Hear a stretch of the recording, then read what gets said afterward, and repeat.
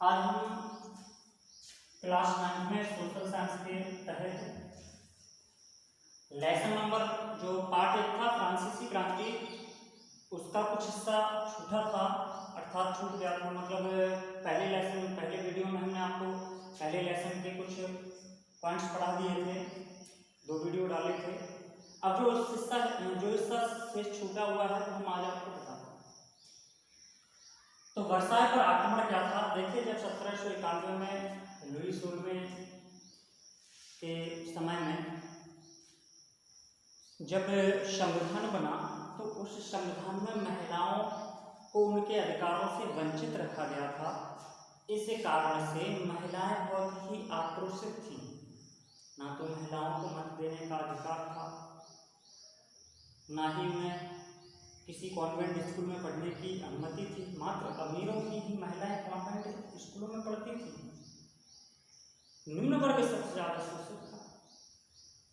तो आक्रोशित महिलाओं ने लुई सोलवे के महल को, वर्साय में जाकर के लुई सोलवे के महल को चारों ओर से घेर लिया और घेर करके उनके महल में घुस गए। जब महल में घुस करके रानी के कक्ष के पास पहुंची तो रानी भयभीत हो गई और रानी जाकर के राजा के कमरे में चली गई। तो राजा और रानी जब दोनों कमरे से बाहर निकले तो महिलाओं की समस्याओं को सुना। तो समस्याओं को सुनने के बाद राजा ने ये आश्वासन दिया कि जो आप लोग इस समय आर्थिक समस्या, अधिकारों से वंचित, जो भी आपकी समस्या होगी उनको बहुत ही जल्द हम निस्तारित करेंगे।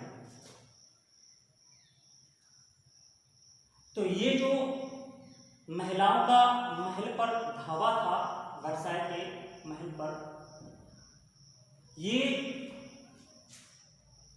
धावा इतिहास में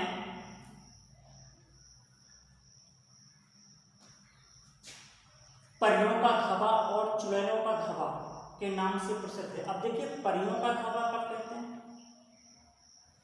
जो राजतंत्र के विरोध में थे, राजतंत्र के जो विरोधी थे वो कहते थे परियों का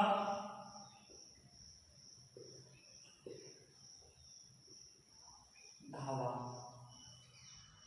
ठीक, जो राजतंत्र के विरोधी थे वो परियों का धावा कहते थे, और वो राजतंत्र के समर्थक थे वो चुड़ैलों का धावा बोलते थे। इसको चुड़ैलों का धावा,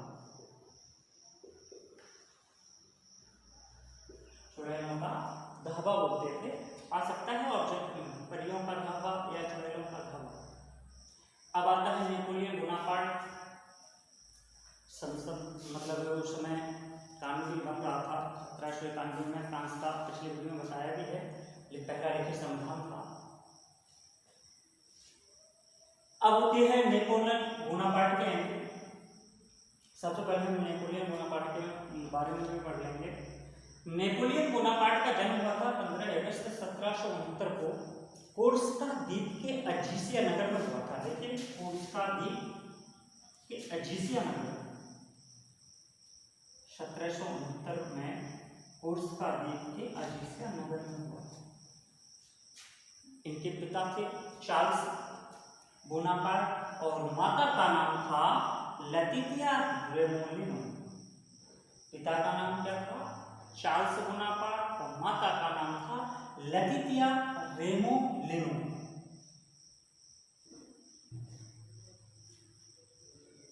ये बचपन से ही नेपोलियन बोनापार्ट वीर, बुद्धिजीवी और निर्भीक था। अपने पिता से ही लुई सोलवे के बारे में या वहां के शासन के बारे में कहानियां सुना करता था। तो जब ये बड़ा हुआ तो इसने 10 नवंबर 1799 को एक विशेष बदलाव किया। अब ये बदलाव हुआ कैसे? जब नेपोलियन बड़ा होता चला गया तब उसने फ्रांस की सत्ता में थोड़ा सा हस्तक्षेप किया। मतलब उस समय फ्रांस का संगठन बन चुका था, बन रहा था, तैयारी हो चुकी थी और शुरू हो चुका था। तो उसने जब 1799 में 10 नवंबर 1799 में फ्रांस की जो डायरेक्टरी थी, अर्थात जो संसद थी, डायरेक्टरी मतलब फ्रांस की संसद का नाम है, जो डायरेक्टरी थी, जो संविधान बन गया था, संविधान के अनुसार जो डायरेक्टरी थी, उस डायरेक्टरी को ही समाप्त कर दिया। और समाप्त करने के बाद वहां का काउंसिल बन गया। मतलब डायरेक्टरी के बारे में थोड़ा सा हम बता देते हैं। उस समय फ्रांस की जो संसद थी, संसद का नाम ही डायरेक्टरी था। उसमें 5 सदस्य हुआ करते थे। उन 5 सदस्य के हाथों में ही फ्रांस की संपूर्ण सत्ता होती थी। राजा की तो शक्तियों को बहुत कम कर दिया गया था, मात्र राजा आदेशों को देता था तो इन 5 अर्थात डायरेक्टरी के पास पहुंचता था। डायरेक्टरी की सर्वसम्मति के अनुसार ही वह फ्रांस में लागू होता था, मतलब वह रूल या आदेश फ्रांस में लागू होता था। जब उसने 1799 में फ्रांस का जब डायरेक्टरी को भंग कर फ्रांस का काउंसलर बना, तो काउंसलर के बाद ही उसने अपनी वीरता से, निर्भीकता से फ्रांस में कई बदलाव किए। बदलाव करने के बाद फ्रांस की जनता भी उसके समर्थन में आने लगी। उसका मतलब ही था, फ्रांस के लोगों को दिखाना था कि हम फ्रांस को शक्तिशाली, आर्थिक रूप से मजबूत, समृद्धशाली बनाएंगे। तो इसी का परिणाम हुआ कि 1804 में नेपोलियन पूर्ण रूप से फ्रांस का सम्राट बन बैठा। मतलब 1804 में फ्रांस की संपूर्ण सत्ता नेपोलियन बोनापार्ट के हाथों में आ गई। 1804 में जब 1804 में नेपोलियन बोनापार्ट के हाथों में सत्ता आई, अब उसने अपने प्रयास और अत्यधिक तेज कर दिए। जब उसके प्रयास तेज होते गए तो उसने कई देशों के साथ युद्ध किया और उन्हें हराया भी। और फ्रांस का विस्तार यहाँ से शुरू हो गया और वहाँ की जनता, फ्रांस की जनता नेपोलियन बोनापार्ट की समर्थक बन गई। अत्यधिक समर्थन, अर्थात कह सकते हैं ज्यादा से ज्यादा लोग उसका और अत्यधिक समर्थन करने लगे, उसकी वीरता को लेकर करके। जब समय बीतता गया तो उसने रूस, ऑस्ट्रिया, प्रूसा आदि देशों पर आक्रमण करके उनको जीत लिया। कई यूरोपीय देश भयभीत होने लगे कि अब तो ऐसा समय भी आएगा कि निश्चित है कि नेपोलियन बोनापार्ट हमारे ऊपर आक्रमण करके हमको भी जीत सकता है। इस कारण से कुछ यूरोपीय मित्र राष्ट्रों ने मिलकर के, जिनको मित्र राष्ट्र कहेंगे, मिलकर के नेपोलियन के ऊपर आक्रमण बोल दिया, जो कि 1813 में लिप्जिग में नेपोलियन को हराया गया। लेकिन नेपोलियन बहुत साहसी था। हारने के बाद वह जनता का समर्थन पहले से ही प्राप्त था। जनता के समर्थन के कारण फ्रांस की जनता उसकी अत्यधिक समर्थक थी। इस कारण से वह फिर से सत्ता में विद्यमान हो गया। सत्ता में विद्यमान होने के बाद कई उसने कानूनों को भी बदला, जिसे नेपोलियन के संहिताकरण को हम नेपोलियन कोड के नाम से भी जानते हैं। कानून में जो बदलाव होता है, लेकिन फिर इसका वही भूमिका थी।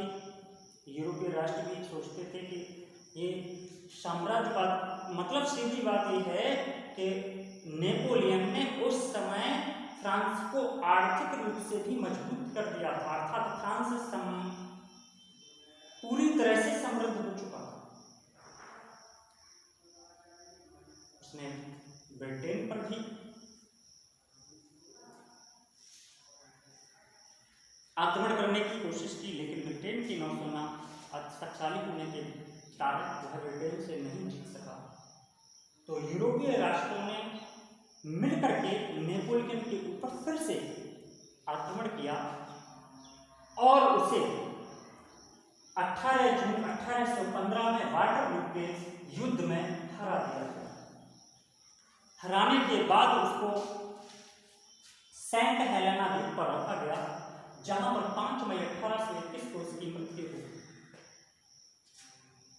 नेपोलियन का कार्यकाल यहाँ पर समाप्त हुआ और वहां से फिर 1848 में फ्रांस में द्वितीय गणतंत्र की स्थापना शुरू। बस यहाँ पर आपका लगभग लेसन पूरा हो जाता है। ठीक, अब अगले वीडियो में हम अगला भी लेसन पढ़ेंगे। आपका पहला लेसन फ्रांस की क्रांति पूरा हो चुका है। ठीक, धन्यवाद।